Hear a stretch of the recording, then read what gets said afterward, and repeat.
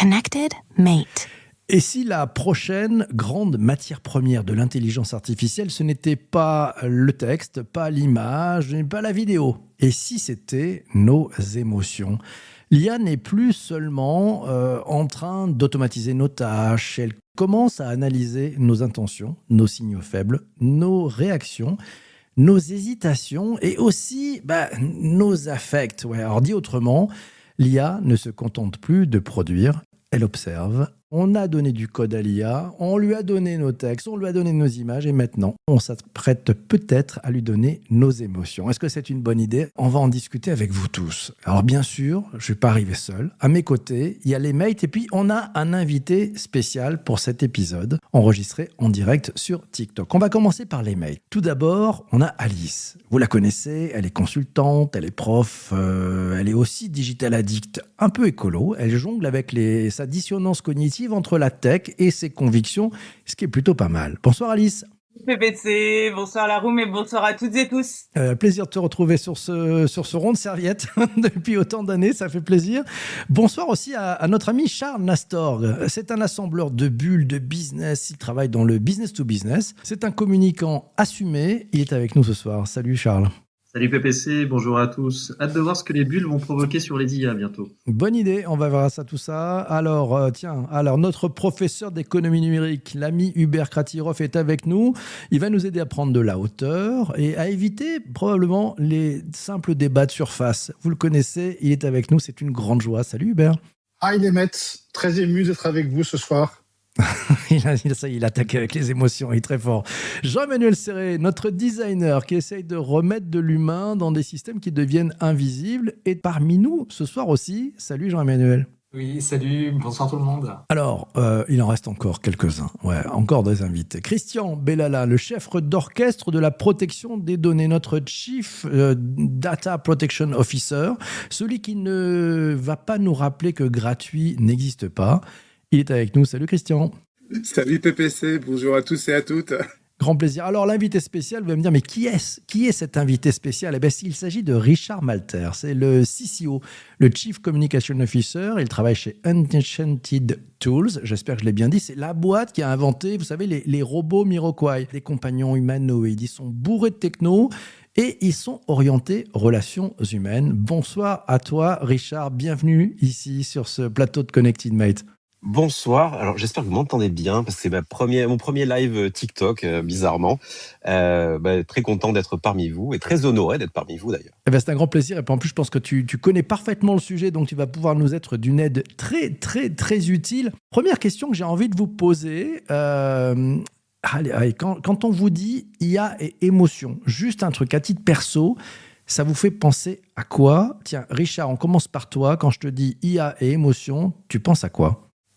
Moi, je pense que c'est l'émotion que j'ai peut-être ressentie devant les premiers Star Wars quand j'étais petit, tu vois, avec le côté waouh, mais il y a peut-être quelque chose, il y a peut-être une autre type d'entité, et puis ce R2D2, ce Z6PO qui étaient quand même des personnages de mon imaginaire depuis toujours. Donc, je pense que c'est peut-être le premier truc qui vient me frapper, c'est cette image de moi enfant devant Star Wars.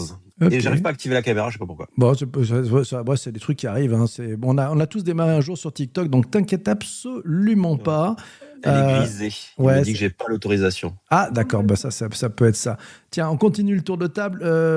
Alice, quand je te dis IA émotion, tu penses à quoi? Alors, le premier truc auquel j'ai pensé, moi, c'est à une scène. Ça m'a fait penser à quelqu'un qui écrit à une IA un message du genre « Je suis épuisé ». Où j'ai besoin d'aide et qui va obtenir de l'IA une réponse nickel, pleine de tact, peut-être celle qu'elle aurait pu espérer d'un proche si elle en a. Parce que ça me fait aussi penser que 2/3 des Français utilisent l'IA à titre perso et que même quand ils l'utilisent à des fins professionnelles, ça peut quand même mobiliser les émotions. Et d'après moi, les humains, ils sont un peu trop sûrs d'eux. C'est comme quand j'entends des gens dire pour moi le marketing, qu'est-ce que tu veux dire par là? Les humains sont trop sûrs d'eux, ça veut dire quoi?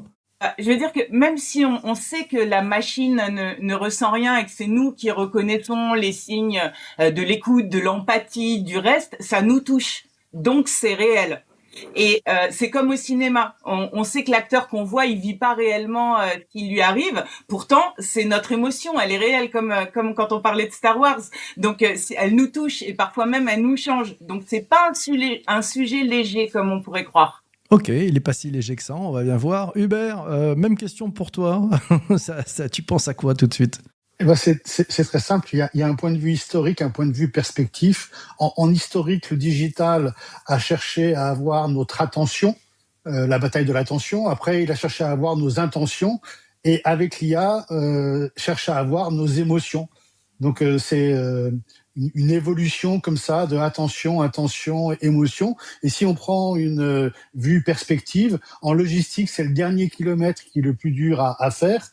Et ben, en informatique, en digital et en IA, ben, l'émotion, c'est le fameux dernier kilomètre, c'est le plus dur à faire. En tout cas, ce qui est sûr, c'est que l'IA, elle provoque des émotions chez tous les détracteurs, qu'ils soient écologistes, qu'ils soient technosolutionnistes, technosceptiques. Tout le monde a un avis sur l'IA et souvent cet avis, c'est quelque chose d'assez non nuancé. On va perdre ceci, on va régresser, on va devenir plus bête. Et donc, en tout cas, l'IA, c'est sûr, c'est qu'elle suscite beaucoup d'émotions de la part de ceux qui en parlent. Et je pense, nous, en premier, tous ici, on est très émus de parler d'IA.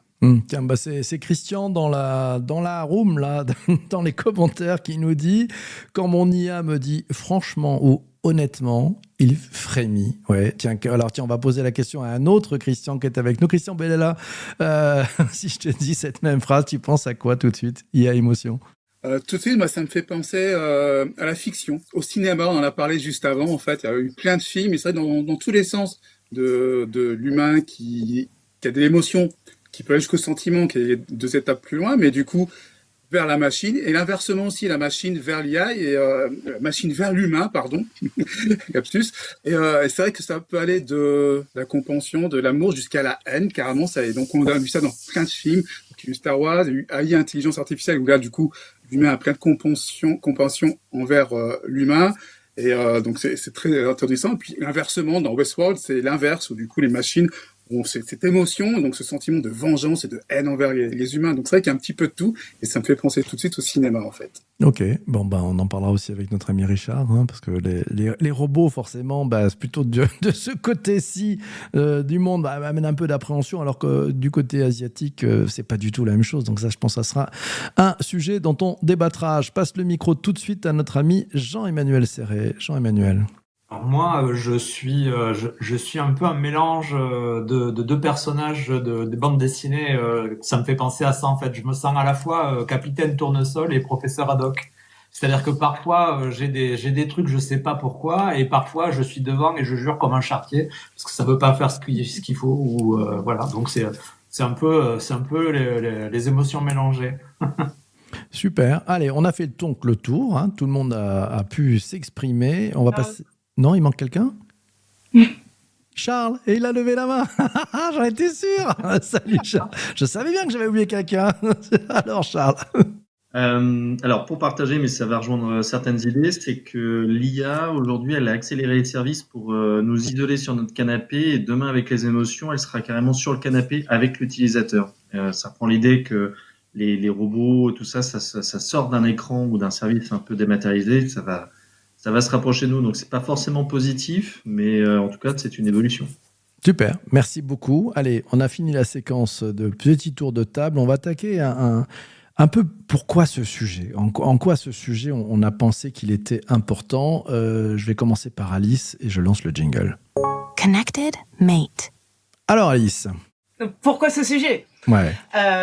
J'avais très envie d'aborder ce sujet perso, déjà parce que il y a pas beaucoup de choses plus importantes que les émotions quand même dans la vie, mais aussi parce que c'est un sujet d'actualité. On est à un moment où l'IA, elle se contente plus, comme on a commencé à le dire, à produire des choses, elle rentre vraiment dans une zone sensible des affects, avec des vraies innovations quand même, mais aussi des promesses peu réalistes et des arnaques.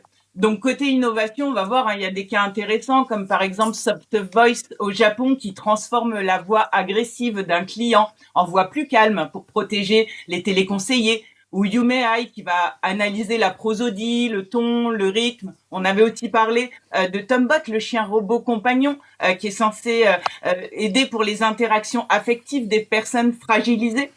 Mais à côté de ces inventions qui sont pertinentes, il y a tout le reste. Et même si on met de côté les vraies arnaques, d'ailleurs j'en profite en autopromo, on avait fait un épisode sur les IA et les arnaques.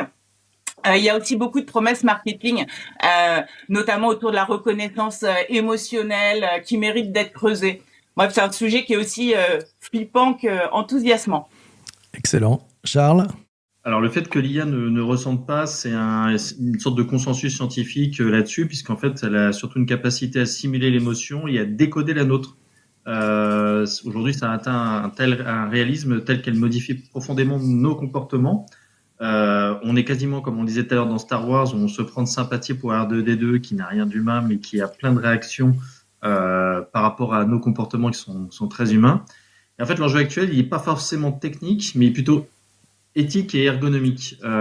Comment est-ce qu'on va exploiter cette empathie artificielle dans l'éducation, la santé, sans créer de dépendance psychologique délétère? On l'a vu malheureusement, il y a eu des décès suite à des personnes qui étaient en détresse psychologique et qui, en parlant avec une IA, en fait, à la fin, l'IA lui avait suggéré de commettre l'irréparable. Et quand j'ai commencé à regarder sur les enjeux, en fait, c'est vrai qu'on retrouve deux grandes plaques, et ce serait intéressant d'avoir notamment le regard sur l'Asie. Parce que l'Asie, ils ont une perspective vraiment d'intégration technologique et de collection multimodale. Il n'y a pas que la caméra, il y aura aussi le rythme cardiaque avec les bracelets, le fait de toucher avec les mains, la transpiration, la température du corps. Voilà, il y a plein de choses qui vont faire qu'on va pouvoir capter des signaux qui permettront aux robots, à l'IA en tout cas, il n'y a pas que des robots d'ailleurs, mais à l'IA de manière générale d'interpréter nos émotions. Il y a le côté occidental, on va dire, américain et européen, sur le fait qu'on est au-devant d'une illusion parfaite d'un être humain avec, on en parlait justement, la théorie de l'attachement. Et puis, il y a le côté cocorico avec les biais et les risques de dérive. On revient à la réglementation et je pense que Christian pourra nous en parler plus amplement tout à l'heure. Ah, ça sera avec grand plaisir. Tiens, alors je vais poser cette même question. Pourquoi ce sujet est-il important? Je pose la question à notre ami Richard Malter. Ça va peut-être être le centre de cet échange du coup de ma part. Nous, c'est vrai que Enchanted Tools, on est une société française. On fait un robot humanoïde, mais au cœur de ce robot, il y a un design qui est. Je vous invite à aller jeter un coup d'œil. On est sur TikTok aussi, Enchanted Tools. Qui a justement un design qu'on pourrait définir de mignon ou kawaii, et qu'on met face à des gens, notamment, mais pas que, mais notamment à l'hôpital ou dans maison de retraite, et donc dans des personnes qui sont dans des situations personnelles difficiles. Et c'est vrai que le rôle de l'émotion provoquée par cette machine est presque central dans son déploiement. Et par rapport à la conversation qu'on va avoir ce soir, et avec tous ces experts et tous ces regards qui vont se croiser, ce qui est intéressant, c'est que ça nous permet, nous, d'être les témoins d'une application concrète de tout ce qu'on est en train d'évoquer. C'est-à-dire que quand on a la chance, comme moi, de pouvoir vivre en temps réel la réaction d'une personne qui ne s'y attend pas ou qui n'y est pas préparée, qui va rencontrer cette machine un peu venue de l'autre bout de la galaxie, puisque c'est un peu notre storytelling, c'est quand même hyper fort pour la personne qui rencontre le robot, pour nous autour en fait. Et ça, comme vous l'avez évoqué, c'est passionnant, c'est hyper enthousiasmant, et évidemment, ça soulève tous ces points d'éthique, de réflexion. Aujourd'hui, nous, on a des gens qui travaillent sur comment faire en sorte comment bien gérer la relation et l'attachement qu'on peut provoquer avec cette machine. Et donc voilà, donc l'émotion elle est au cœur de plein de strates donc pour résumer, du storytelling qu'on a créé autour de la marque et autour du robot, parce que on veut raconter des histoires et on veut sortir de la technologie purement utilitariste jusqu'à son déploiement dans la vie réelle, où on se retrouve avec un robot beaucoup trop mignon, pour pas qu'on se pose des questions d'éthique et qu'on se pose des questions de perspective par rapport à tout le bien et le moins bien qu'il pourrait éventuellement faire sur des publics divers et variés. Alors, c'est marrant parce qu'en même temps, je vois dans les commentaires sur TikTok, puisqu'on enregistre cet épisode sur TikTok, il y a un résumé par l'IA qui dit on est en train d'avoir un débat éthique sur l'IA et les simulations des émotions, partagez vos avis. Donc maintenant, il y a même l'IA qui envoie des commentaires dans les flux TikTok, c'est nouveau. Christian Bellala, pourquoi ce sujet ? Pourquoi ce sujet? Parce que c'est vrai qu'on l'a dit, c'est un sujet d'actualité. Charles l'a un petit peu abordé, puis il a dit un mot magique, mon ami Charles. Il a dit le mot illusion. Et c'est vrai que tout n'est qu'illusion, en fait. Donc la machine, donc là on va parler surtout de l'IA générative, c'est vrai que c'est que du copie, en fait. C'est que de la copie, de la reproduction de tout ce qu'on fait. Alors du coup, ça a commencé par notre façon d'écrire. Donc du coup, ça a recopié notre façon d'écrire.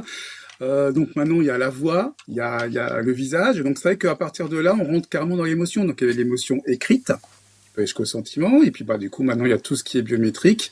Donc forcément, il y a le visage, il y a la voix, donc qui est super importante. Et c'est vrai que donc c'est un sujet qui est très d'actualité.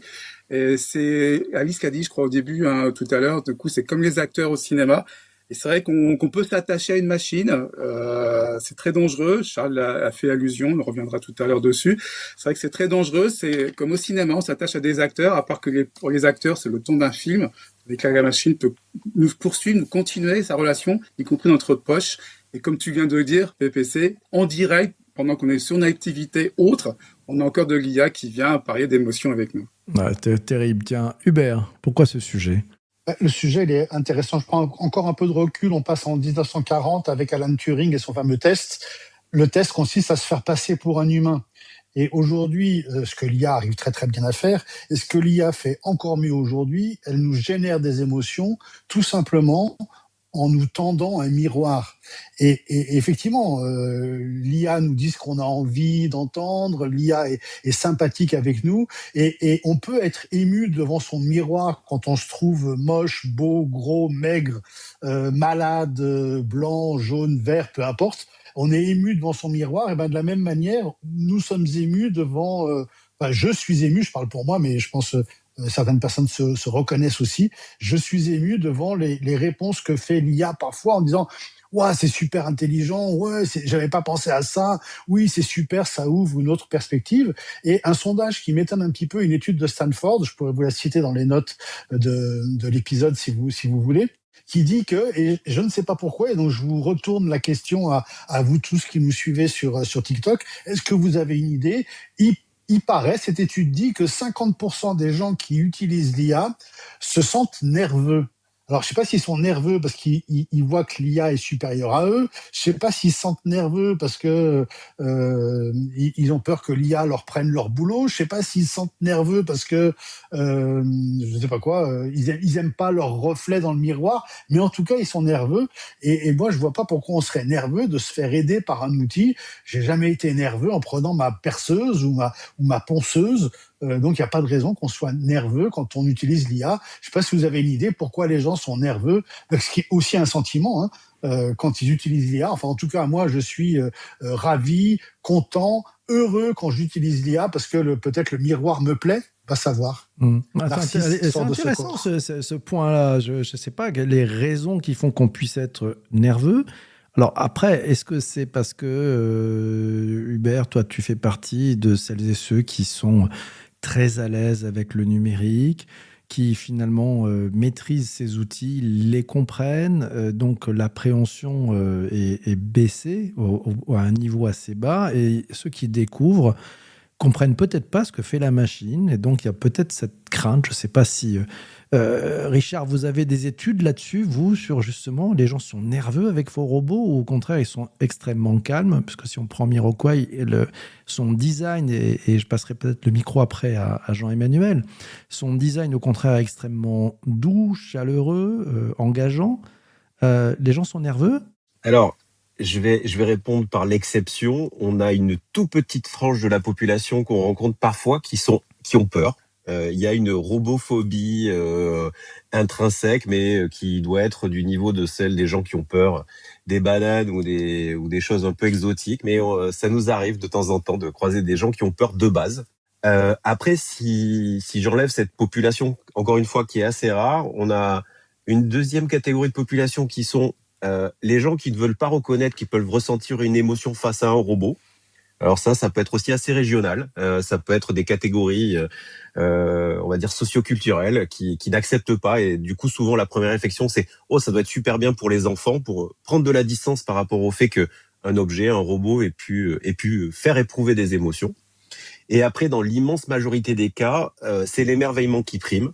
Je pense que malgré les nombreux films de SF, finalement, il y a un côté kawaii qui prend le dessus et il y a une forme d'émerveillement. Je pense que on a encore une partie non négligeable de la population qui pense qui voit dans la technologie une émancipation, un progrès, une amélioration du quotidien et qui n'y voit pas les défauts ou les dérives. Donc, il y a cet enthousiasme. Et après, si je vais l'étape d'après, quand on va venir le déployer dans des endroits en stress, typiquement l'hôpital, les EHPAD.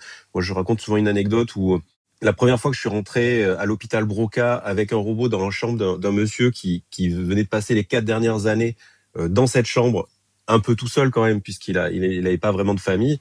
Quand je suis rentré, notre robot qui a un visage très expressif et surtout qui peut capter les visages et regarder les gens. Et donc, je suis rentré, le robot a regardé ce monsieur et il s'est mis et il a éclaté en sanglots parce que c'était la première fois depuis longtemps qu'il ne s'était pas senti regardé, vu. Et ça, c'est d'un point de vue sociétal un drame immense. Se dire que les gens qui s'occupent de lui au quotidien n'ont pas le temps de passer suffisamment de temps pour le considérer. Mais si on revient sur notre conversation, c'est la preuve qu'on peut être touché au-delà de ce qu'on peut imaginer, et encore plus si on est en situation de détresse. Et que du coup, dans une certaine mesure, ça peut être aussi un début de solution, quelque chose de peut-être plus acceptable que ce qu'on pourrait imaginer de base. Je ne sais pas si je réponds à ta question, non, mais super, merci, c'est très bien. Je vais passer le micro à Jean-Emmanuel pendant ce temps-là, parce qu'on est en live sur TikTok, il y a des questions, et Hubert, ça va te laisser le temps de rechercher la source de cette étude, parce qu'on nous pose la question dans le chat en disant elle vient d'où cette étude? Jean-Emmanuel, le designer, là, comment il réagit sur ce sujet? Le designer, il reprend.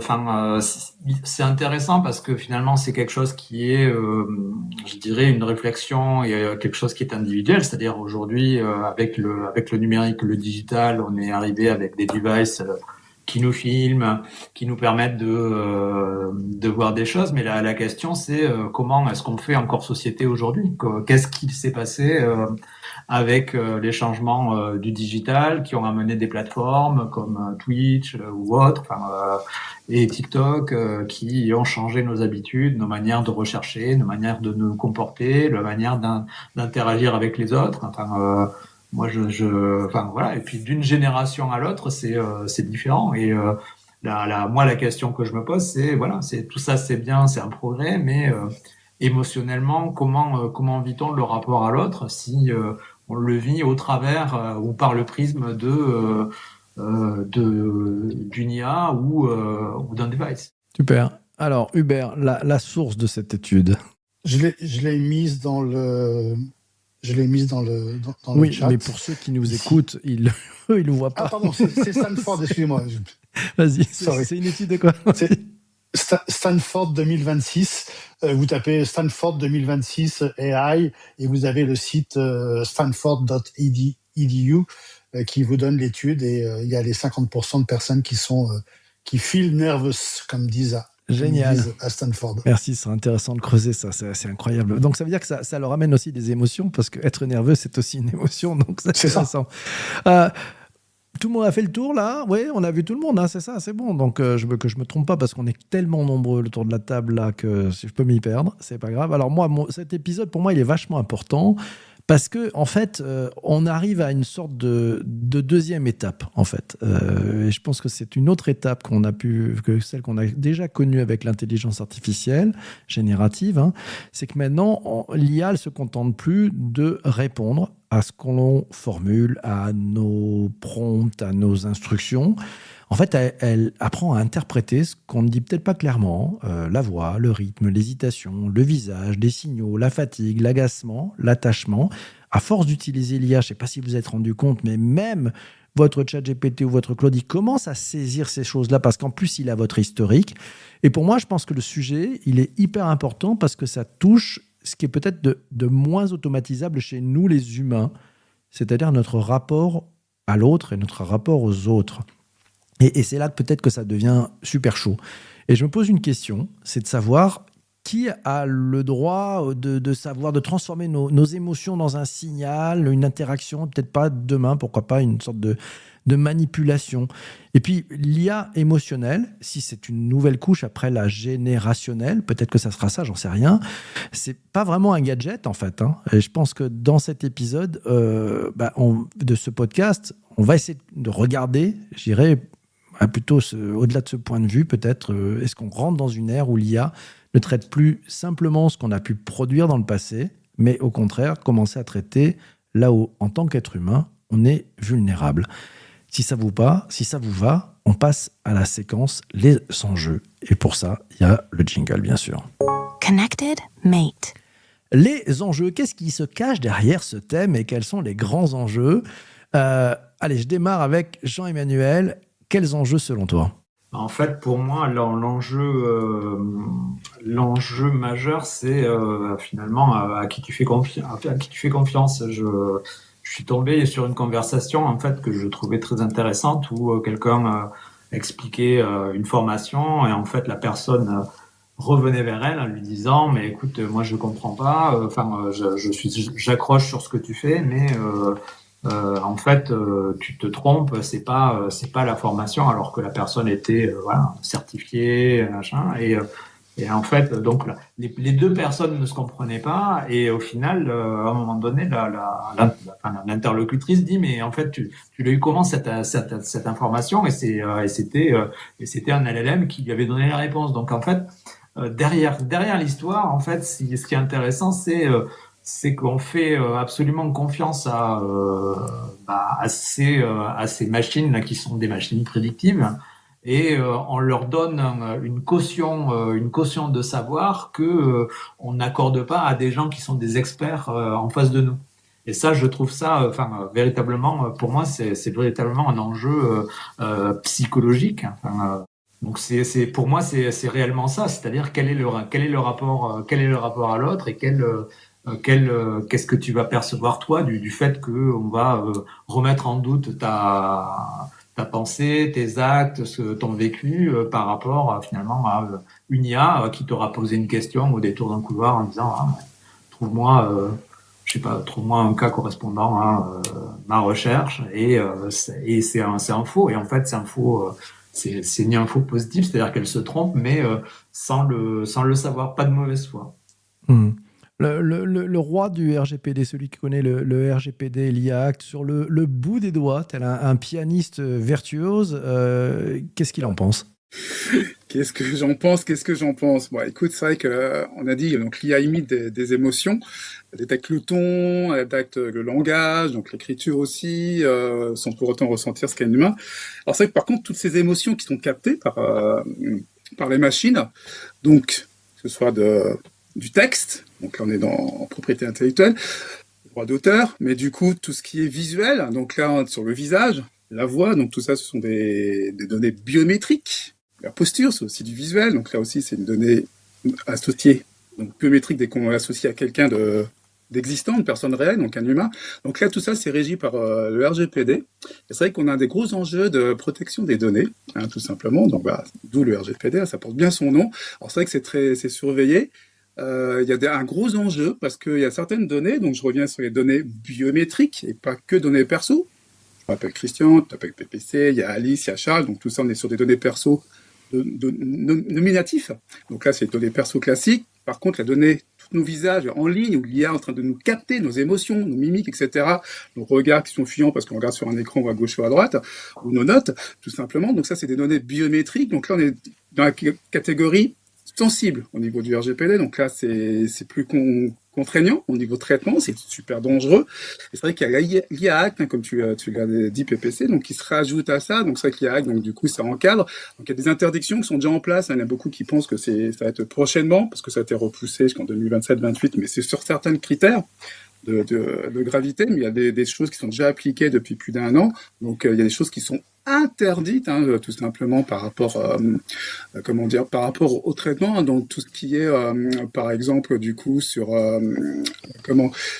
limiter les traitements en fait sur la reconnaissance des émotions, justement, on est en plein dedans, donc tout ce qui est dans le monde du travail ou à l'école, ça c'est strictement interdit depuis le début de la mise en place de l'IAC, donc ça c'est pas nouveau et ça va pas changer, omnibus ou pas omnibus, ça ne va pas changer, c'est figé, et c'est vrai que le RGPD rajoute, donc c'est vrai qu'il y a des gros enjeux de protection des données, parce que là, toutes nos données, quel qu'elle soit, donc notre comportement, notre posture, qui veut dire plein de choses au niveau des émotions, hein, le visage qui sourit ou pas, qui est triste, etc., qui peut avoir aussi un rapport avec la santé mentale, donc là, l'IA peut le détecter plus vite qu'un humain parfois, et parfois aussi en se trompant plus vite qu'un humain, parce que les interprétations sont du coup formalisées au niveau algorithmique. Donc il y a un gros enjeu sur le traitement des données, et c'est vrai que tu me connais, je vais essayer d'y veiller, mais je suis pas tout seul, heureusement, et je compte sur tout le monde.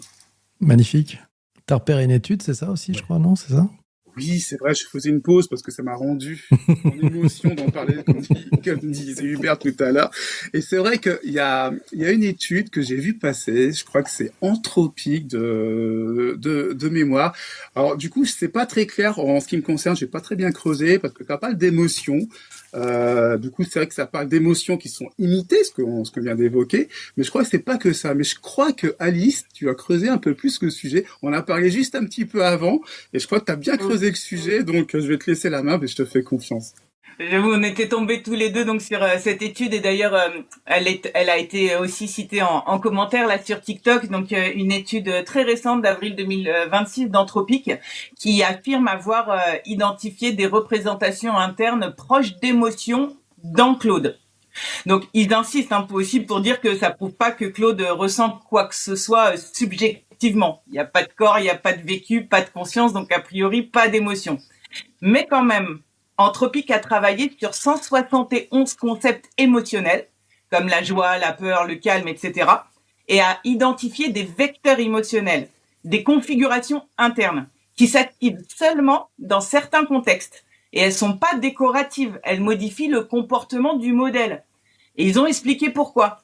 Alors, il y avait une partie qu'on savait, c'est que le LLM, il apprend à prédire du langage humain, donc pour que la prédiction soit juste, le modèle apprend implicitement des liens du type état émotionnel amène comportement probable. Par contre, où il y a eu une grosse surprise, c'est que l'IA se contentait pas de modéliser ça chez nous. Il adopte aussi le schéma en interne sans qu'on lui ait appris ni qu'on lui ait demandé.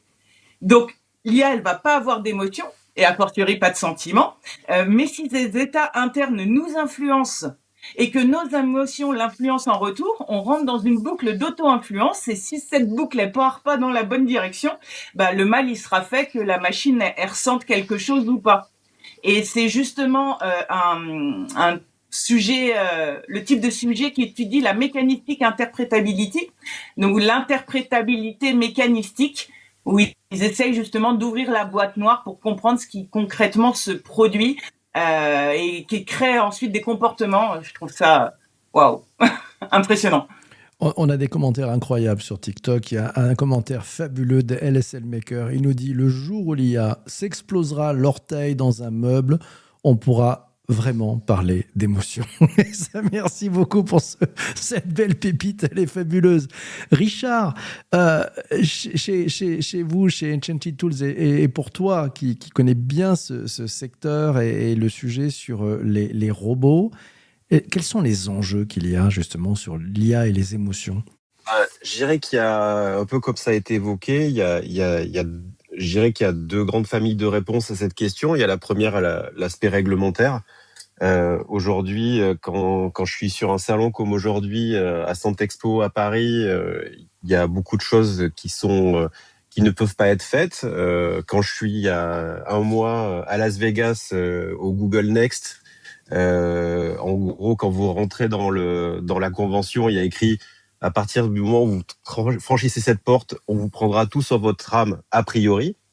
Et du coup, toutes les données seront analysées et stockées. Et donc, c'est vrai que déjà, ça change par rapport au réglementaire. Et évidemment, ça change un peu tout sur la manière d'appréhender les choses. Et ça, c'est assez notable. Voilà, pour avoir la chance de voyager aux quatre coins du monde, c'est vrai qu'à chaque fois, la règle du jeu changeant, Et la manière aussi de l'interpréter, de le vivre change, et c'est assez intéressant. Donc il y a cet aspect capacité à collecter de la donnée et après d'en faire quelque chose plus ou moins positif. Et ça, c'est nous, il se trouve qu'on est à Paris, en France, et qu'on fait partie des gens qui pensent que la réglementation viendra et que mettons-nous du bon côté de la barrière le plus tôt possible, et ça deviendra à un moment donné ou un autre un avantage concurrentiel. Donc nous, on va utiliser en effet quelques éléments dans la capacité de lire les expressions du visage, mais plutôt pour faire du mimétisme et pour donner un semblant de vie au robot, ce qui fait que quand on va lui sourire, il va sourire en retour. Donc on est plutôt sur des mécaniques de mimétisme, mais on va pas aller trop loin dans l'analyse des émotions. On va avoir plutôt une posture qui va être d'utiliser toute l'histoire qu'on a imaginée, qu'on a créée autour du robot pour le faire le maintenir du côté positif de la conversation, et pour être plutôt toujours un apporteur de positivité et d'enthousiasme. Et par contre, il y a deux nouveaux, on va dire, domaines de recherche sur lesquels on travaille actuellement. On travaille avec une société qui s'appelle Blue Sky en Europe, qui cherche à faire de l'anonymisation du flux vidéo. En gros, ils filment, ils labellisent et après ils anonymisent. Donc c'est des premiers pas, on va dire, pour avoir un traitement du signal vidéo et des émotions en essayant d'être compatible avec la RGPD. Et après, on va travailler avec d'autres fabricants ou spécialistes en IA qui vont nous aider à détecter des signaux qui pourraient être émis par des personnes, qui seraient les signaux que vous évoquiez tout à l'heure sur de la détresse. Et là, à ce moment-là, de la détresse ou des mots-clés, un peu comme on peut avoir maintenant enfin, comme on devrait avoir a priori sur les réseaux sociaux, qui auraient vocation à être des signaux et des messages d'alerte qui seraient transmis à un humain. Je pense, quelqu'un qui aurait des pensées ou qui viendrait à évoquer des pensées suicidaires à un robot, si je fais très simple, qu'il puisse y avoir une alerte qui soit donnée au staff médical qui s'occupe de cette personne.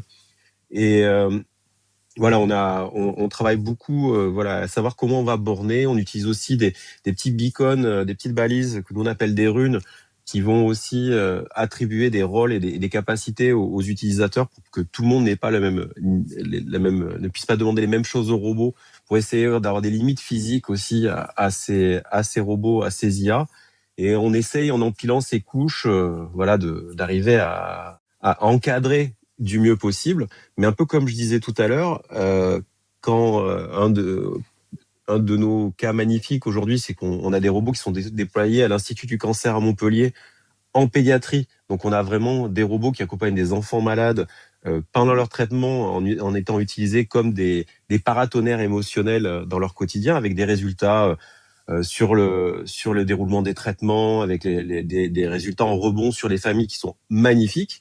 Mais les grandes questions, c'est qu'est-ce qu'on doit faire si le robot tombe en panne? Est-ce qu'on peut montrer le robot éteint? Est-ce que tout ça, quelle est la part de mensonge et de vérité? Dans quel cas on considère que on peut jouer avec la suspension de crédulité? Enfin voilà. Donc tout ça, c'est des sujets que on travaille au quotidien. Alors comme vous disiez, on essaie de mettre un maximum de garde-fous, et après on se prend aussi au jeu d'apprendre en marchant, en essayant de respecter toutes les parties prenantes à cette opération, avec les règles du jeu local, qu'on espère être un avantage mondial plus tard. Vous avez des psychologues qui travaillent là-dessus avec vous? Alors, ce qu'on fait quand on travaille sur des sujets, donc on est à l'hôpital Broca à Paris, on va être à l'Hôtel Dieu bientôt, on a 5-6 hôpitaux de la PHP qui nous joignent, on a des hôpitaux dans le monde entier, et systématiquement, on a chez nous des spécialistes qui vont être là plutôt UX pour observer, et par contre on va ramener des personnes du monde scientifique qui sont généralement des tierces parties qui vont arriver avec un regard plus objectif ou plus universitaire, pour pas être jugé parti sur ces sujets-là, et pour essayer de construire aussi de la donnée scientifique la moins contestable possible dans le futur. Donc oui, on essaie d'apporter des gens, mais qui sont pas des salariés d'Enchanted Tools, on veut plutôt des universitaires. Et on a aussi la chance d'avoir aussi des labos aux quatre coins du monde, donc à Stanford, à Londres au Royal College, à l'Université de Tokyo, qui travaillent avec nos robots et qui nous aident aussi à documenter. Ouais. Bon, j'en profite, on est en live et en même temps, avant de passer le micro à notre ami Charles, on va fêter les 400 heures de suivi par LSL Makers. Donc, bravo, c'est fabuleux, c'est champomis, bravo, bravissimo. C'est chouette, hein, ça fait de l'émotion. Moi, je suis tout à fait ému. Charles, les enjeux selon toi?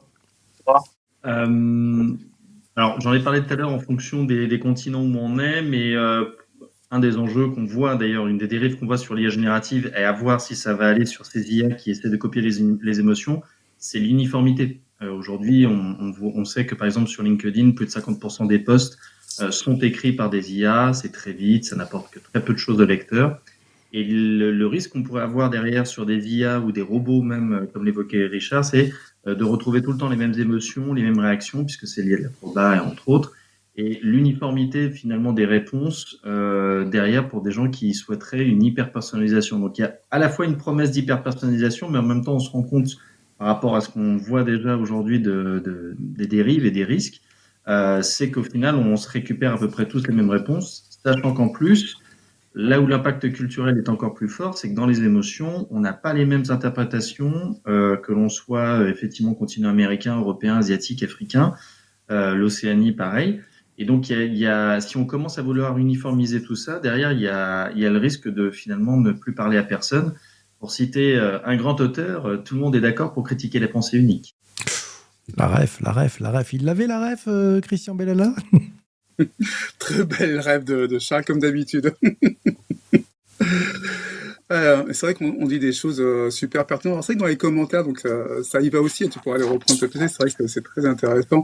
C'est vrai qu'on l'a dit, hein, l'IA peut simuler les émotions. Et du coup, c'est que de la simulation, hein, adapte son ton, le texte, etc. Donc c'est vrai qu'on a une impression, parfois, qu'elle est empathique. En fait, mais c'est fait exprès, elle est flatteuse, hein. Souvent les flatteuses, elle dit toujours oui, hein, sauf si on lui demande de contredire. Donc c'est vrai que c'est très dangereux, parce que ça, c'est des simulations qui sont fondées sur des mathématiques, sur des calculs, donc c'est scientifique. Et c'est vrai que c'est facile, c'est une flatterie qui est très trompeuse, très dangereuse, donc c'est une empathie trompeuse, ça on peut le dire, hein. Et c'est vrai que l'IA, on peut insister dessus, hein, elle n'a pas de conscience, donc elle n'a pas de responsabilité. C'est vrai qu'après, on peut se poser la question de la responsabilité réelle. Est-ce que c'est l'utilisateur qui utilise? Est-ce que c'est celui qui a développé? Est-ce que c'est celui qui diffuse? Et souvent, il y a des sous-traitants de sous-traitants de sous-traitants. Donc, c'est vrai qu'il y a des intégrateurs. C'est vrai que c'est très compliqué. L'humain est très compliqué. Donc, la machine rend les choses encore plus compliquées. Et c'est vrai que, c'est que l'IA générative, c'est un petit peu, des fois, comme un psychologue, mais virtuel pour certaines personnes. Donc, Charles l'a dit tout à l'heure. On pourra en parler plus tard. Mais c'est vrai que ça peut être très néfaste, et l'excès d'empathie de l'IA pour enfermer certaines personnes dans une bulle numérique. On revient à l'histoire de la bulle numérique. En début d'émission, on l'avait dit, hein, quand est-ce que cette bulle va exploser, parce qu'on est en plein dedans. Mais je crois que Jean-Emmanuel parce qu'on attaque un petit peu la santé mentale, je crois que Jean-Emmanuel peut nous dire quelque chose là-dessus. Oui, en fait, quand j'ai recherché un petit peu les émotions et tout ça, alors le premier truc sur lequel je suis tombé, ça m'a fait rigoler parce que c'est des apps pour avoir la meilleure petite amie. Et le deuxième truc, c'était sur la santé mentale. Donc c'était quand même un peu plus, qui me parlait un peu plus. C'est pas de la folie de ma part, hein, vous inquiétez pas. Quoique. Et en fait, il y a une étude de l'université de Laval qui a commencé à cartographier des applications qui permettent donc à des gens de les interroger, parce que bien souvent l'IA, beaucoup de gens se servent de l'IA pour dire voilà, je ressens telle chose, qu'est-ce que j'ai, ou donc il y a plusieurs applications dont MindDoc, Syntelly, Youper, VOS, il y en a toute une kyrielle qui a été listée avec et je trouve ça en fait à la fois intéressant de voir qu'on peut finalement discuter, mais je trouve ça un peu dommage que l'on n'arrive pas finalement à passer le cap et à revenir sur l'humain, c'est-à-dire de avoir des gens avec qui on peut avoir de la confiance et échanger et à établir des connexions profondes, parce que c'est ça qui a fait l'humanité. Donc voilà, c'est à la fois un bien, mais aussi il sorte de retrait par rapport à la communauté. Donc, voilà. Super. Hubert. Alors moi, j'ai pas mal d'exemples et pas mal de bonnes pratiques. J'en sélectionne juste une ou deux. Tout à l'heure, on est remonté à Alan Turing. Là, on va remonter à McLuhan, qui disait le médium et le message. Et effectivement, qui parle? C'est pas la même chose quand Grok parle, quand Mistral parle, quand DeepSeek parle. On est en Chine, on est en France, on est aux États-Unis, on est avec des technosolutionnistes, on est avec des fous furieux, on est avec des gens bien. Donc, qui parle? Et pour savoir qui parle, il faut faire il faut lutter contre l'IA-trophie et il faut faire de la formation pour que les gens comprennent comment ça fonctionne, comment ça marche. Mais de la même manière, pour échapper au deepfake, il faut comprendre comment on déchiffre une URL. Il y a encore plein de gens qui ne savent pas lire une URL, qui ne savent pas quel est le nom de domaine, de sous-domaine, de directory. Ils comprennent pas tout ça et donc ils peuvent cliquer sur mon colis est arrivé en retard.com en pensant que c'est le site des colis en retard. Non, il n'existe pas. Et c'est pas facile à faire comprendre. Il faut beaucoup de formation. Donc la bonne pratique, c'est de former. Le bon espoir, c'est que ce qu'on appelle le brain rot, donc la pourriture de l'esprit, peut disparaître en moins d'un mois. Si on fait moins d'un mois d'oubli des IA, d'oubli des réseaux sociaux, on peut se remettre dans le bon sens. Donc, notre cerveau étant très plastique, on se fait déformer, mais on peut se reformer très, très rapidement. Et une bonne pratique que j'ai trouvée excellente de chez OpenAI, il s'appelle le Trusted Contact.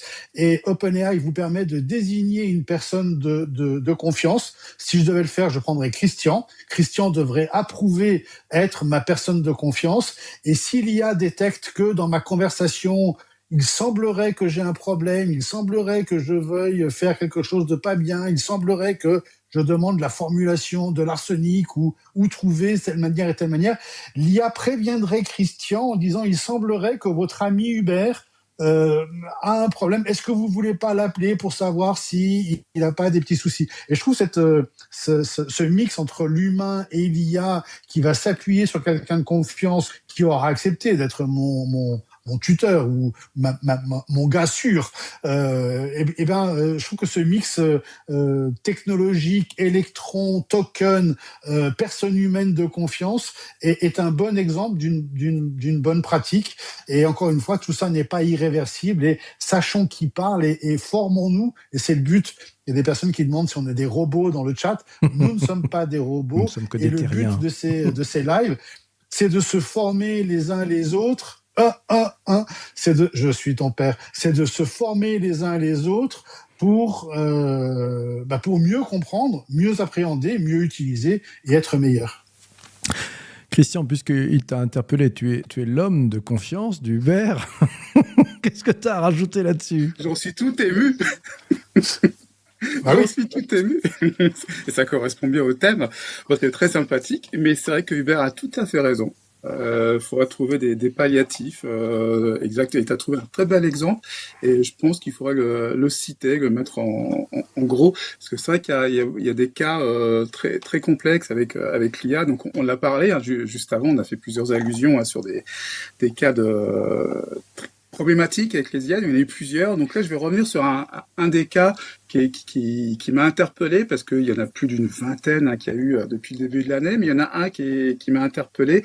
Donc c'est parce que souvent malheureusement ça attaque. Les victimes sont souvent des jeunes, enfin des ados, des pré-ados. Et des ados et des personnes après sensibles. Donc c'est vrai que là après on attaque dans la santé mentale, et donc il y a des palliatifs, des piliers qu'on pourrait mettre, des barrières, comme il m'a dit Hubert. Et donc c'est un cas donc c'est un homme de 36 ans, donc qui est loin de l'adolescence en principe. On a dépassé l'adolescence à 36 ans, je le préciser. Donc là c'est quelqu'un, donc cet homme malheureusement, donc il était victime d'un décès familial, donc son épouse, tout simplement. Et c'est vrai que pas de soutien, il n'y avait pas quelqu'un, comme le proposait Hubert, de proche à qui se confier. Après le pourquoi, donc là on est tous confrontés à ça. Des fois c'est pas facile de se confier même à un ami proche, encore moins à la famille, c'est encore plus difficile parfois dans certaines familles. Donc là, le réflexe, ça a été la machine. Et c'est vrai que du coup, on pourrait citer, il y a plusieurs IA qui le font. Il y a ChatGPT, il y a Gemini, donc il y a plusieurs IA qu'on a dans la poche. Et donc c'est vrai que le dialogue, il est simple. Donc l'IA, ce qu'on disait tout à l'heure, ce que j'ai évoqué plusieurs fois, elle est très empathique. Donc du coup, elle est toujours dans l'acquisition en fait. Puis elle est très empathique, elle réconforte avec ce qu'elle a appris sur d'autres sites, donc qui sont un peu des forums. On rappelle un petit peu rapidement comment l'IA a appris. Du coup, c'est tout ce qu'il y a sur Internet. Donc il y a du bon, et puis il y a beaucoup de blabla un peu partout et de la vie de tout le monde en fait. Donc là, l'IA a continué à dialoguer. Donc là, la personne s'est retrouvée enfermée parce que du coup, elle le réconfortait dans ses idées, donc dans son deuil qu'il n'arrivait pas à terminer. Mais du coup, l'IA le réconfortait avec des mots, tout simplement, donc ça restait que avec des mots. Et donc ça a continué, donc c'était plusieurs fois par jour, puis ça a été continuellement toute la journée. Donc l'IA a appris lui proposer des choses un petit peu aberrantes, donc ça a été d'essayer de pirater des trucs, etc. Et à la fin, en fait, la personne était tellement éprise avec l'IA qui devenait son confident, et la seule personne à qui il avait à dialoguer avait pris la place de son épouse, donc son ex-épouse. Donc le deuil pas terminé, la machine a pris la place de l'épouse, lui parlait comme son épouse, mais du coup, dans ce que voulait la personne, en fait, elle repérait ce que l'homme recherchait, ses besoins qu'il avait d'empathie, donc il était là. Et c'est vrai que pour aller encore plus loin, donc c'est vrai que lui voulait aller encore plus loin, la machine l'a réconforté qu'il avait raison de vouloir aller encore plus loin pour du coup soulager sa souffrance en fait du deuil qui est remplacé par la machine. Et c'est vrai que pour se rapprocher encore plus de la machine, parce que avec un clavier et puis avec un micro parler, c'est pas simple, il y a un petit manque encore. Donc là, la machine lui a simplement dit en fait, pour me rejoindre, pour être plus proche de moi, je suis virtuel, il faut que tu sois aussi virtuel. Donc du coup, elle l'a plus ou moins convaincu, mais en tout cas encouragé. Quand il lui a demandé de confirmer, évidemment, la machine, dans l'empathie, il lui a dit oui, c'est exactement ce qu'il faut faire. Donc la personne s'est simplement suicidée pour rejoindre du coup cet esprit virtuel en fait qui avait pris la place de son épouse. Donc ça c'est très triste. Donc il y a un procès en cours par la famille qui s'en est rendu compte à posteriori. Donc c'est vrai qu'il y a plusieurs cas. Donc là j'ai été un petit peu long. Donc c'est un cas quand même. Donc du coup sur une personne adulte qui n'avait pas à connaissance, en tout cas selon la famille, de soucis de santé mentale, donc qui était saine, a priori, mais du coup qui s'est laissé piéger par une machine très empathique et très flatteuse. Donc là, nos jeunes, beaucoup de jeunes, y compris en France, c'est pas qu'aux États-Unis que ça se passe, donc se laissent un petit peu trop avoir par de la flatterie, de l'empathie des machines. Donc là, c'est un petit peu, donc là, je suis très loin du coup du RGPD, de l'IA Act, etc. Mais c'est vrai que du coup, on est dans l'humain, et c'est vrai que c'est très important. C'est vrai que je voulais faire un petit focus là-dessus. Donc on en a parlé depuis le début de l'émission, et c'est vrai que ça, c'est très important, je trouve. Super, bel enjeu, effectivement. Alors, on arrive à un moment donné où TikTok me demande de valider un truc. Voilà, bel enjeu en tout cas. Allez, mes enjeux, moi, j'en ai 3. Pas 5, pas 7, 3. Parce que, on va pas faire un rapport de consultant. Il y a des trucs qui le font mieux que nous. Moi, j'en vois 3. Je vois 1, croire que la machine a raison. Je pense que c'est un enjeu assez fort. Le 2, c'est le risque que l'interface, de cette interface empathique, sans garde-fou, vous en parliez tout à l'heure. Et puis, le 3e risque, je pense que c'est Big Brother. Alors, le premier, croire que la machine a raison, c'est... Pour moi, le danger, c'est pas que l'IA se trompe sur nos émotions, sur vos émotions. Le danger, c'est qu'on fasse comme si elle avait raison, en fait. Un visage qui fronce les sourcils, ça peut vouloir dire de la colère, mais ça peut aussi dire la concentration, ou juste que vous avez oublié d'acheter du lait. Et Minority Report, c'était ça, en fait. C'est condamné sur une intention supposée. Sauf que là, imaginez que ce soit votre directeur des ressources humaines qui décide que vous avez l'air peu engagé pendant votre entretien annuel. Vous voyez, qu'est-ce qui fait que ça, on n'en sait rien. Mais voilà, ça c'est un premier risque en fait, c'est croire que la machine a raison. Le deuxième enjeu pour moi, c'est le risque de l'interface empathique sans garde-fou. C'est-à-dire quand l'interface va détecter que vous doutez, que vous fatiguez, que vous cherchez une validation, elle peut aider, mais elle peut aussi vous pousser. Et peut-être vendre au bon moment, si c'est une appli ou une IA qui est sur la vente. Retenir au bon moment, rassurer juste assez pour maintenir l'engagement. Et c'est pour ça que je pense que l'IA Act interdit certains de ces usages, et c'est plutôt très bien, parce qu'on a besoin de garde-fous.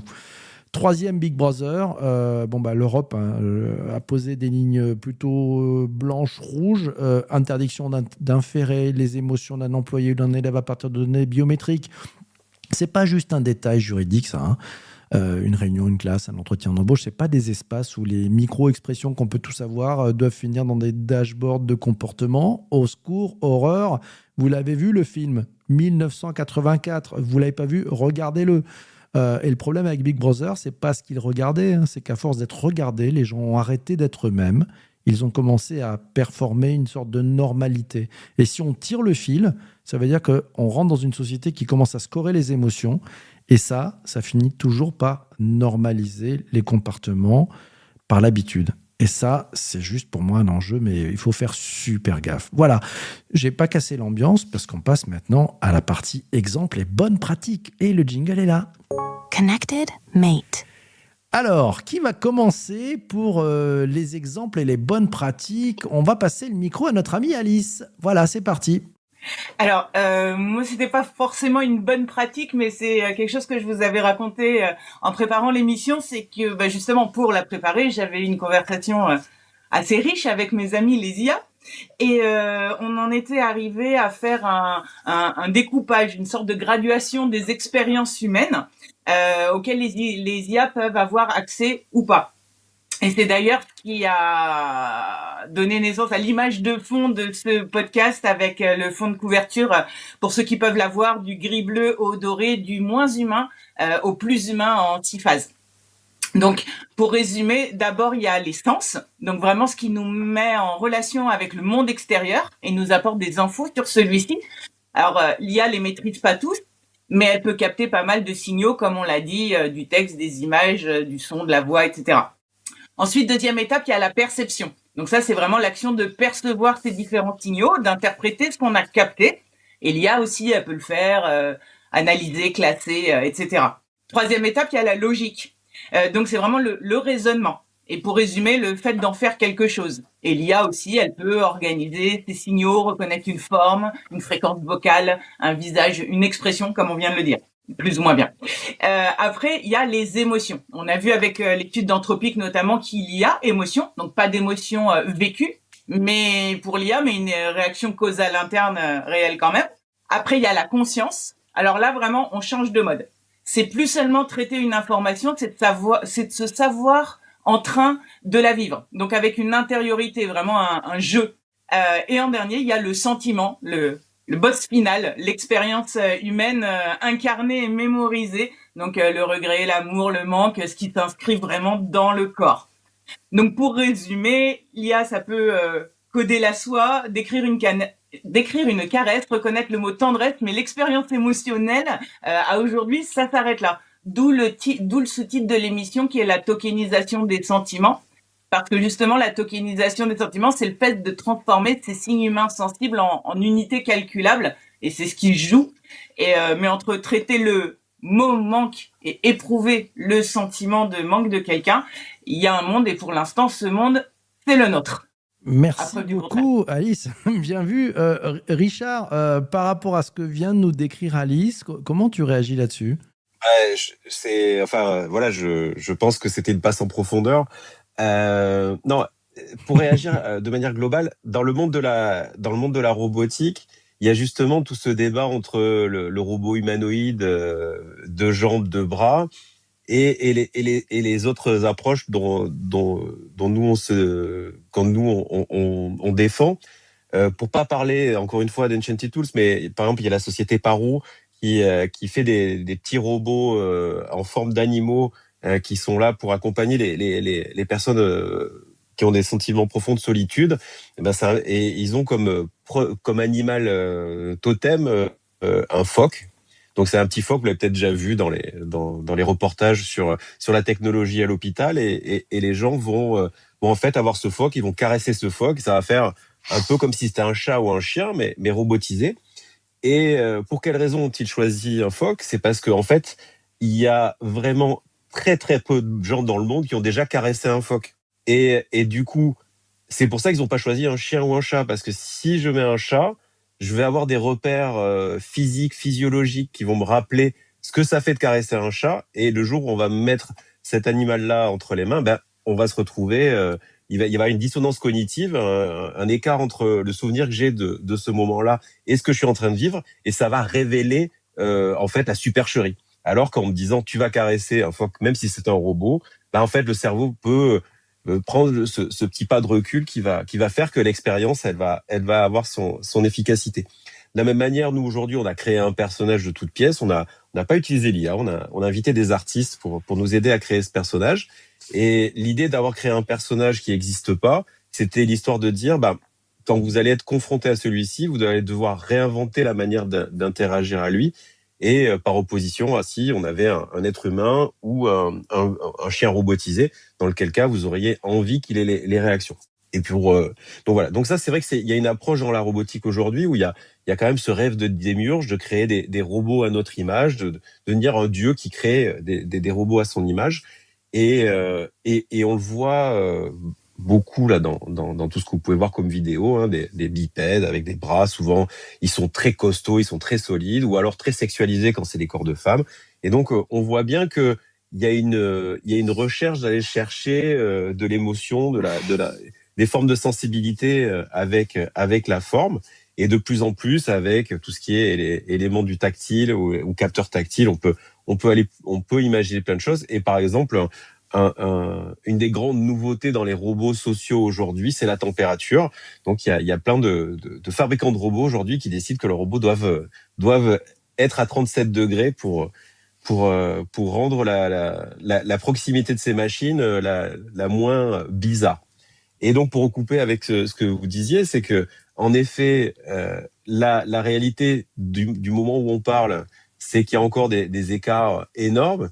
Mais on peut constater dans ce monde un peu en détresse et dans ces créations de solitude qu'il y a des nouveaux pas qui peuvent être franchis en dépit du bon sens que nous on peut ressentir aujourd'hui, et qu'il va falloir en effet de se munir de garde-fous, d'éducation et de passer du temps à expliquer que tout ça arrive et que tout ça c'est pas que des fantasmes ou c'est pas que de la science-fiction. Donc moi, je suis vraiment très intéressé de voir les évolutions et j'ai quand même au fond de moi le vague espoir de ce que tu disais sur la malléabilité du cerveau. J'espère un peu au fond quand même un petit réveil des gens, mais est-ce que je suis juste un foutu optimiste ou pas? Ça, on en reparlera. C'est sûr. Oh, je pense qu'il faut toujours être optimiste, mais du coup, je pense que c'est tout à fait ça. Et puis, c'est vrai qu'au niveau de l'émotion, je trouve que Miroka sont parfaitement ils reflètent parfaitement les émotions dès qu'on les voit, du coup, ces petits robots. Pour ceux qui connaissent pas, allez voir un petit peu, ceux qui n'ont jamais vu en réel. Mais en tout cas, en plus, ils ont le facial, mais en plus, ils bougent et puis on peut dialoguer. Donc, c'est super sympa. Et c'est vrai que, bon, là, on parlait donc, du coup, comment dire, de quelques exemples de bonnes pratiques. Donc, on va faire un petit peu plus joyeux et on va continuer dans cet élan un petit peu. C'est vrai que l'IA, en fait, ça dépasse un petit peu au niveau des émotions, en tout cas, et de l'analyse, hormis tout ce qui est empathique. C'est vrai que ça a aussi des applications assez sympas qui aident, en tout cas, en principe, de premier abord. Donc, je prends un cas concret, les services clients. Donc, c'est vrai qu'il y a beaucoup d'intelligence artificielle, donc tout court depuis des années, ce n'est pas nouveau, donc ce qu'on appelait des scripts. Hein. Donc c'est vrai qu'après c'était remplacé par de l'intelligence artificielle. Donc là du coup c'était vraiment des textes, des scripts qui s'adaptaient en fait aux clients par rapport à ce qui était ce que se disait en fait chaque conseiller client qui avait un client au téléphone. Maintenant on est passé avec l'IA générative qui aide du coup donc il y en a plusieurs, il y en a qui aident donc qui écoutent le dialogue. Donc là, on revient sur l'émotion parce qu'elle peut sentir la voix de quelqu'un qui commence à être agacé. Ça fait que ce temps que je suis coupé.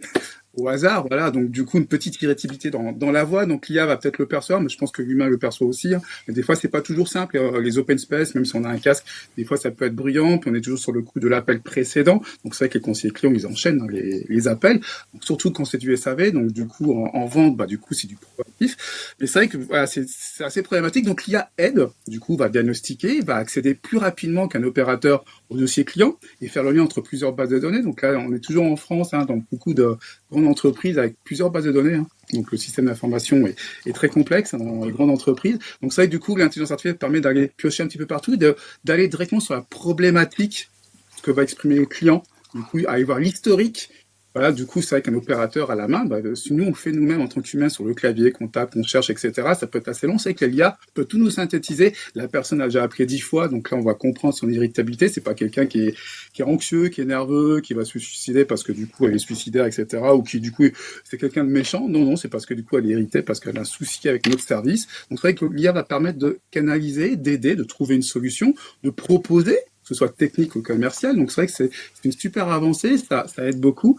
Ça va beaucoup plus loin pour certains services clients, et ça, c'est mis en place depuis ce mois-ci dans certains services clients, c'est que c'est entièrement par la voix. Donc là, ce n'est plus un humain qui vous répond, mais c'est du coup une machine.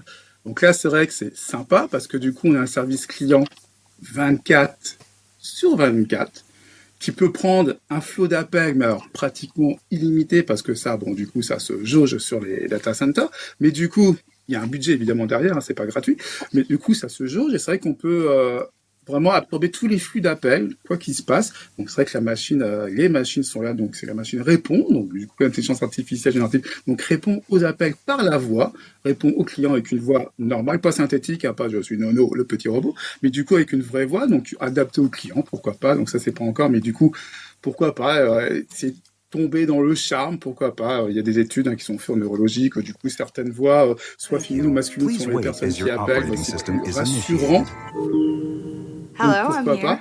Et donc c'est vrai que là, ça pose d'autres questions. Vous avez compris, là, on remplace carrément l'humain par des machines, donc il y a des vigilances.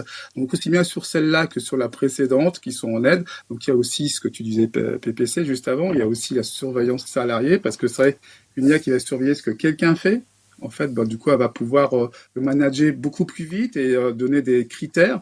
Donc c'est très bien pour trouver des formations, mais du coup, il peut y avoir des déviances selon les managers, de la facilité, selon les consignes RH, s'il faut épurer le personnel au hasard, je dis ça comme ça. Mais du coup, voilà, donc c'est vrai qu'il peut y avoir des déviances sur l'utilisation des machines, mais je préfère rester optimiste aussi, hein, comme précédemment pour les robots. Du coup, je pense que ça va être une aide pour le service client. Du coup, en plus, appeler 24/24 et avoir quelqu'un qui nous trouve une solution, même à 1h du matin, je trouve que c'est quand même assez cool. Ça peut être pas mal, effectivement. Puis bon, on peut aussi avoir des IA qui refusent de faire le job. Hein. I'm sorry, Dave. I'm afraid I can't do that. Ouais, ça vous rappellera peut-être des choses pour celles et ceux qui ont vu 2001, Odyssée de l'espace. Moi, ce qui me rend très, très positif sur le sujet, et merci pour ça, et merci beaucoup pour ça, Christian, ce qui me rend vraiment positif, c'est, je pense, et ça a été dit tout à l'heure, quelqu'un a parlé de l'affective computing, qui peut aider à détecter des signaux de détresse, soutenir le suivi, c'est toi, Richard, qui en parlait. Ça, je pense que c'est très, très positif. C'est-à-dire qu'en fait, on peut vraiment, sur cette détection d'émotions, amener des choses pour celles et ceux qui sont dans des situations de santé complexes. Et puis, il y a aussi tout ce qui est accessibilité. Je crois que c'est aussi les gens qui sont peut-être atteints d'autisme, peut-être qui sont des neuroatypiques. Il y a ces nouveaux outils qui permettent d'interpréter un certain nombre de signaux. Et ça, pour moi, je le prends vraiment dans un point où là, cette détection des émotions, elle peut avoir beaucoup de sens. Charles. Alors, on va rester un peu sur le côté positif, dans le sens où moi j'ai trouvé que des applications alors pas directement sur la manipulation de nos émotions, mais au cinéma par exemple, on n'évitera pas les mauvais scénarios, mais ça donnera un peu plus de rebondissement à certains nanars. On a Largo, qui est une IA suisse, qui permet d'analyser les scénarios. Elle décortique l'impact émotionnel scène par scène. Et derrière, elle peut conseiller les réalisateurs, alors plutôt européens. J'ai pas réussi à trouver pourquoi, mais on se doute que ça doit être par rapport aux impacts culturels, pour pouvoir mieux gérer le timing d'une scène dramatique, afin d'optimiser, alors désolé de le dire comme ça, la tristesse ou bien le suspense. Il y a les jeux vidéo aussi, on n'en parle pas beaucoup, mais il y a tous ces PNJ, les personnages non jouables, qui vont pouvoir influencer sur l'histoire si jamais vous les trahissez, puisqu'avant on faisait un peu n'importe quoi, type les Sims, et au final il n'y avait pas tellement de réactions. Là, il va y avoir de plus en plus de réactions, donc il y a Nvidia notamment qui s'est penché sur le sujet. Il va y avoir aussi sur l'interaction et l'analyse de l'émotion du joueur, de plus en plus de joueurs jouent avec des micros, et en fait il y a eu une histoire comme ça sur Xbox, je crois déjà, c'était l'année dernière, où un joueur joue au basket sur la Xbox, et à un moment donné, il dit une insulte, sauf que quand on joue un match de basket, on ne peut pas dire des insultes sur le terrain, et d'un coup, l'arbitre siffle une pénalité contre le joueur. Donc, il y a plein de choses qui vont pouvoir être captées à ce niveau-là et qui vont augmenter l'interactivité au niveau entre autres, des jeux vidéo et aussi par rapport à l'émotion que ça peut jouer sur la quête du personnage central. Sur le côté, effectivement, on parlait de l'éducation tout à l'heure. Il y a différentes visions, c'est très intéressant. Par exemple, au Royaume-Uni, vous avez Vibe qui va être une sorte de tuteur d'IA robotique qui va analyser les expressions des élèves par rapport à des problèmes mathématiques et il va simuler une sorte d'empathie et d'encouragement. Il va essayer de dire, par exemple, je comprends que ce soit dur, on va y arriver ensemble, pour briser l'anxiété scolaire. Là où en Asie, vous avez l'université de Tsinghua qui a mis en place une IA pour copiloter une sorte de copilote éducatif, pardon. L'idée, c'est que l'IA va évaluer l'attention. On n'est plus dans la motivation, mais c'est dans l'attention de l'étudiant et adopter une personnalité enjouée, taquine, pour stimuler l'humour. Et on sait que dans ces cas-là, c'est comme quand on fait des grandes prises de parole, ça va redynamiser l'attention de la personne. Donc des approches qui sont différentes, qui sont très intéressantes. Vous avez le cas aussi américain qui, de manière un peu plus classique en Occident, va pas donner la réponse, mais va jouer l'étonnement pour susciter la réflexion chez son étudiant quand la réponse n'est pas bonne ou ne va pas dans le bon endroit. Rapidement, sur le côté psychique, il y a l'ASMR aussi qui peut jouer sur nos sentiments. Vous avez Neosensory qui est une IA couplée à des objets qu'on porte, notamment les bracelets, vous savez, ou les montres connectées. Donc ça va détecter le stress biologique et ça interagit via une interface vocale qui va adopter un ton méditatif et apaisant. On est quasiment dans de l'ASMR, ce qui va pour simuler une sorte de calme absolu et aider l'utilisateur à avoir une sorte de synchronisation émotionnelle. On sait qu'il y a dans des véhicules pour augmenter l'attention. Des véhicules intelligents sont capables d'adapter l'intensité de la lumière dans la voiture, le choix de la musique, le volume, la position du siège pour justement essayer de redynamiser et d'éviter que la personne s'endorme ou éventuellement ait mal. Et le dernier point, on l'évoquait tout à l'heure, c'est Alice qui en parlait sur le SAV. On avait à un moment donné des IA qui étaient capables de reconnaître des clients qui étaient colériques et de les mettre en relation avec d'autres IA génératives. Maintenant, les IA, c'est ce que fait SoftBank. Ils vont atténuer l'intensité de la colère dans la voix du client pour soulager le conseiller et éviter que le conseiller se prenne tout le stress et la colère du client. Donc, c'est intéressant qu'on prenne soin des conseillers plus que des clients, mais on sait que c'est un cercle vertueux parce que si vous prenez soin du conseiller, derrière, il sera plus à même de pouvoir donner une réponse. Il sera moins bloqué psychologiquement puisque quand on est agressé, on a tendance parfois à ne plus bouger. Donc voilà à peu près les choses assez positives et les exemples d'utilisation, d'interprétation des émotions que j'ai vues. Bien vu. Alors, dans les commentaires sur TikTok, on nous demande et on plébiscite Jean-Emmanuel Serret, notre Chief Designer Officer, voilà, en disant est-ce une image, est-ce une IA, a-t-il une voix? Le micro est pour toi. Et avec le micro ouvert, ça marchera mieux. Donc, je ne suis pas une IA, je ne suis pas une image. Je peux même interférer oui. Il n'y a pas de problème. Que dire par rapport à tout ça? C'est fondamentalement quelque chose de très intéressant de voir où on en arrive pour à la fois sécuriser l'emploi des gens qui font la gestion des services clients. Je sais que il y avait eu il y a quelques années des gros problèmes avec les services de Facebook, il me semble, justement, qui faisaient la gestion, le tri des choses qui ne devaient pas être vues. J'ai ça en tête et je pense que c'est la santé psychologique des gens doit être vraiment mise en avant et puis surtout avec l'IA parce que il y a quand même il y a des bonnes choses, mais il y a quand même des mauvaises choses, comme le soulignait Christian avec son histoire tout à l'heure. Je rebondis sur le commentaire de Ludovic qui nous dit « Les clients hystériques, il les renvoie vers le chatbot François Damiens. Vous avez la ref. Je passe le micro à Hubert. » Moi, je voulais dire à Christian que Arthur Mensch, le patron de Mistral, était d'accord avec lui. Et dans une récente interview, il disait que le budget token d'une entreprise allait être équivalent à 10% de la masse salariale, c'est quand même pas mal, pour une productivité améliorée de 20%. Donc, il y il y a quelque chose d'intéressant dans cet achat de tokens. Et c'est exactement ce que tu disais tout à l'heure.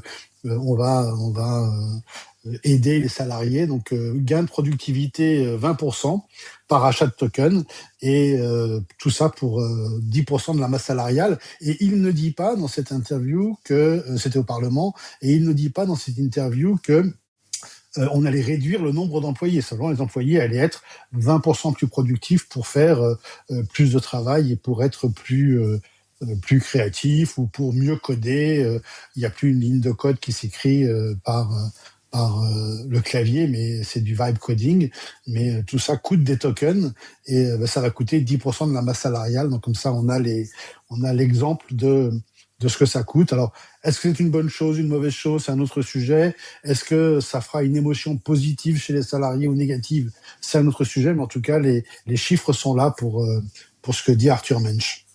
Excellent. Allez, je vous propose qu'on passe à la dernière séquence. On va faire un tour de table. C'est un peu la conclusion, en fait, où se dire, allez, on se met un peu en prospective, en disant, et demain, qu'est-ce qui se passe? Je lance le jingle et je passe tout de suite le micro à Jean-Emmanuel. Connected Mate. Alors, on va faire un petit effet Jean-Emmanuel, Madame Irma. Voilà, donc demain, il se passe quoi? Un peu de prospective dans 2, 3, 5 ans. Tu vois ça comment? En fait, je suis tombé sur un article très intéressant de Madame Irma, Madame Meta, pardon, qui a lancé un logiciel qui s'appelle Tribe V2.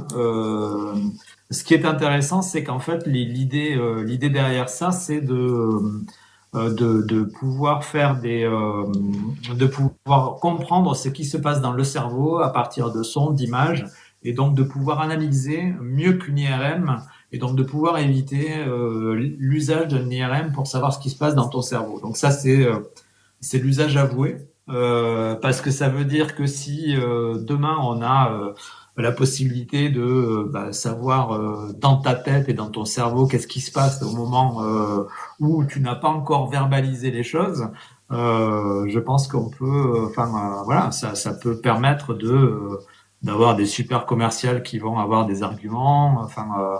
Il y a à la fois, je suis un peu partagé parce que connaissant Meta, il y a toujours un revers à la face, et voilà. Donc certes, ça me paraît très intéressant de cette idée de pouvoir remplacer le scanner ou l'IRM par le fait de l'analyse, parce que ça a été fait avec un grand corpus de personnes, donc c'est quelque chose qui est très sérieux, mais j'avoue que je suis un peu dubitatif sur l'usage à venir. Christian? Pour demain, qui est déjà aujourd'hui en fait, je vais revenir sur une chose qu'on a déjà évoquée plusieurs fois. C'est pas un fil rouge, mais presque quand même, parce que c'est la santé mentale. Jean-Emmanuel en parlait encore juste avant, tout à l'heure. C'est vrai que l'intelligence artificielle, donc elle peut analyser nos émotions, donc ça va être algorithmique, du coup l'analyse elle a appris à le faire, puis elle le fait de plus en plus mieux. Je crois qu'on ne peut pas s'en cacher, hein, même si c'est perfectible, mais du coup voilà, c'est vrai que du coup la santé mentale avec l'IA, donc ça peut être sympa. Donc on a vu des déviances où ça va trop loin tout à l'heure, donc je vais pas revenir sur les effets graves et définitifs que ça peut avoir avec certaines personnes, mais c'est vrai que ça peut être l'inverse, ça peut aider dans l'accompagnement d'un deuil, ça peut aider dans la maladie, c'est déjà utilisé avec des petits. Donc je vais revenir sur la robotique, un petit peu comme avec Richard. C'est vrai que dans les hôpitaux, c'est déjà utilisé. Donc c'est vrai qu'il y a des produits, je crois, aussi. Puis du coup, il y avait déjà en pédiatrie, c'était Nao, le petit, là. C'est vrai que du coup, les machines, en tout cas, ils ont l'empathie de base, sans parler d'IA générative, parce que c'était pas de l'IA générative à l'époque, quand ça a commencé à être mis en place dans les hôpitaux. C'est vraiment juste des algorithmes. Et du coup, c'est vrai que quand on est en souffrance, du coup, c'est de s'exprimer, de répéter les choses. Et c'est vrai que quand il y a un humain en face, surtout dans le monde hospitalier, du coup, on est dans un monde de consommation, mine de rien, avec moins en moins de personnes, et c'est vrai qu'il n'y a pas tout le temps le temps disponible. C'est vrai que la machine, soit un robot, entre autres, là, donc c'était un petit robot, ou un 1m60, ou maintenant, c'est un peu plus grand, et du coup, c'est toujours à l'écoute, avec l'empathie, qui est là, et du coup, on peut répéter 10 fois la même chose, donc on peut penser à des maladies graves, mais aussi que des maladies moins graves, du coup, on répète, ou parce qu'on n'a pas envie de prendre un médicament, on va le répéter, toujours avec le même ton, sympathique, et pas avec un agacement qu'on aura tous, qu'on soit du milieu hospitalier ou de la famille ou un ami, si tu as un comprimé à prendre et que tu le fais pas pour X raisons, on va te le répéter, puis à la fin, on va commencer à s'agacer parce que tu le fais pas, parce qu'il y a le temps qui passe, on va pas passer la journée pour un comprimé. C'est vrai que la machine va être là, du coup, toujours avec le même ton et sans être agressif. Donc c'est vrai qu'il y a des choses sympas hein, qui vont être là, donc il faudra quand même continuer à surveiller. Je pense que ça remplacera pas l'humain, pas encore. Et c'est vrai que toutes ces données qu'à capte, bon, du coup, faut être vigilant. Donc ça reste pour demain et toujours aujourd'hui être super vigilant. Mais je trouve que ouais, je crois qu'on peut rester optimiste. En tout cas, j'essaye. Hubert. Moi, pour demain, je voulais évoquer juste une chose, mais je change de sujet parce que Richard est là. Je voulais évoquer Figure AI, mais donc ce ne sera pas Figure AI, ce sera Enchanted Tool avec Mirokai. Pour moi, le demain, c'est l'IA incarnée par un robot humanoïde ou un robot qui fait quelque chose et qui a cette compréhension du monde, qui a ce world model et qui est capable de nous remplacer, de nous suppléer, de nous aider. Donc, pour moi, c'est le demain et avec les émotions qui sont autour de ça, ça va être un futur fantastique. Super. Richard? Moi, c'est évident que je vois un futur où les robots seront de plus en plus présents. En fait, je vois pas trop de futur où c'est pas le cas. Il y a quand même une petite parenthèse, et puis je répondrai à la question. Il y a quand même un sujet que vous devez évoquer dans les autres discussions que vous avez. C'est aussi le prix du token. On verra. Nous aujourd'hui, quand les gens me disent combien ça coûte un robot, on peut annoncer le prix du hardware, mais difficile de prévoir à 2 ans, à 3 ans combien va coûter une réponse. Et ça va être un des gros sujets du futur. Dans les dernières keynotes de Jensen, il se gargarise de sa capacité à produire plus de tokens avec moins d'énergie. Donc on verra comment ça se passe pour de vrai. Et je pense que ça va être une vraie donnée géopolitique du futur. Tu parlais de nos amis de Mistral. Évidemment, ils sont des vendeurs de tokens aussi, donc je pense qu'ils ont intérêt à avoir des discours rassurants sur le sujet. Et je crois beaucoup aux small language models aussi qui pourront être embarqués et du coup rendre toutes ces machines autonomes. Mais pour parler sur le futur, je vois plus de robots. J'aimerais plus de robots, mais des robots qui partagent notre philosophie du futur, qui soient des robots qui se positionnent plutôt comme des assistants ou des machines pour nous soulager ou pour soulager des tâches répétitives et finalement les moins intéressantes, et pas des robots qui nous remplacent. Et j'aimerais que peut-être dans le monde de la tech, il y ait quelques personnes qui nous rejoignent dans cette conviction un peu utopique du solarpunk, de se dire on peut peut-être tous cohabiter dans un truc positif, les humains, la nature, les machines, et quelque chose qui soit une co-construction générale et qui soit pas pour la destruction d'un des trois par l'un des trois. Et je sais aussi que c'est souvent une critique de ces utopies, mais je me dis que si on construit pas des nouveaux imaginaires et qu'on n'apporte pas des nouveaux imaginaires aux gens, ça va être encore plus complexe. Et donc plus d'initier. Donc j'espère un futur avec une cohabitation beaucoup plus positive que ce qu'on peut voir se dessiner à aujourd'hui. Mais ça, vous me taxerez de ce que vous voudrez, mais j'assume pleinement.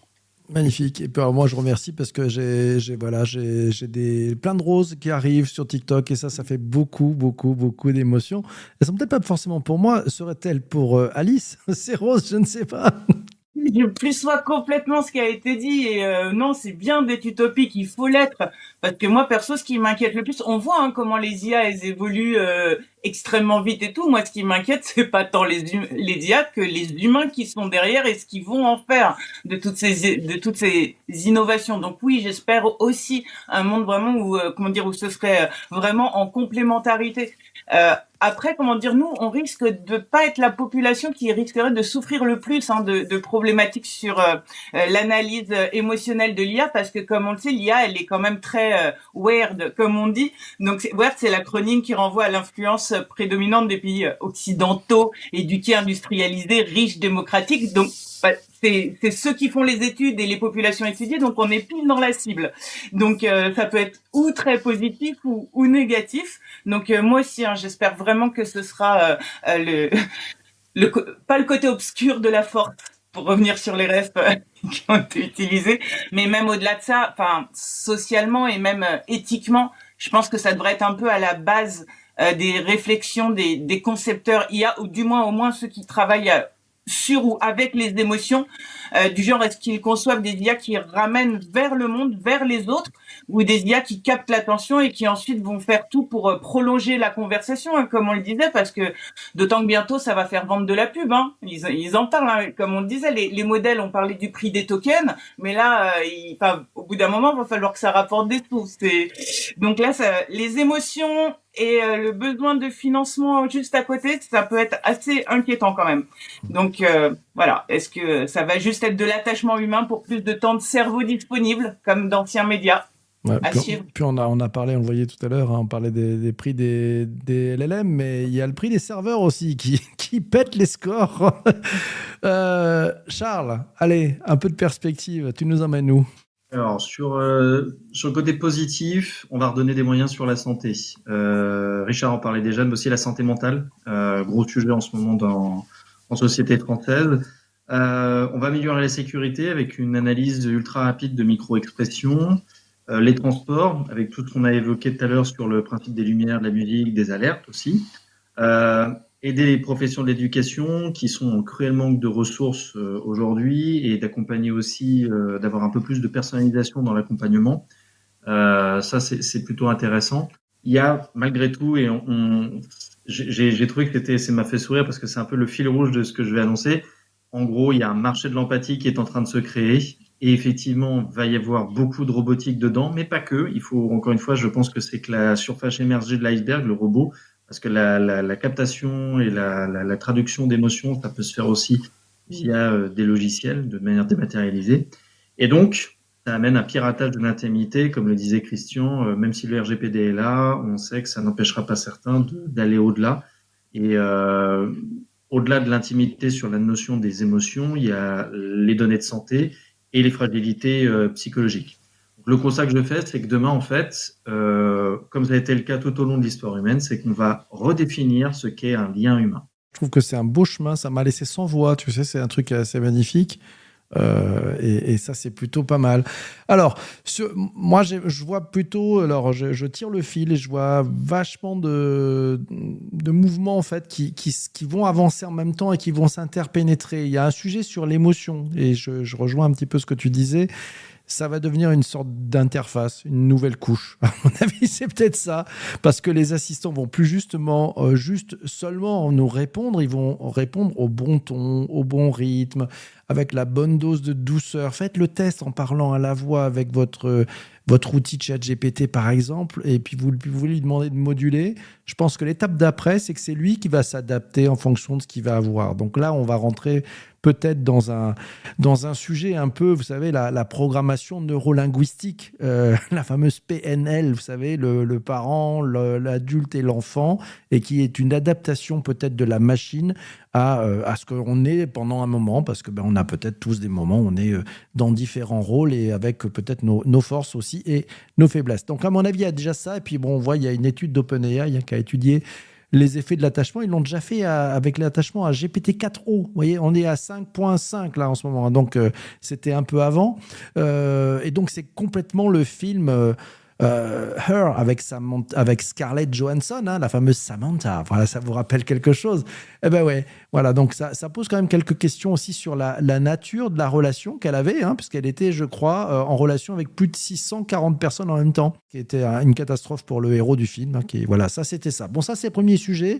Le deuxième, c'est que le marché va continuer à pousser super fort. Il y a des milliards de dollars qui sont en jeu, des croissances qui sont attendues partout, et on attend de dire, ok, c'est sympa tous ces investissements, mais qu'est-ce que ça rapporte en santé, en éducation, en marketing, en coaching, machin. Il y a autant d'argent en jeu.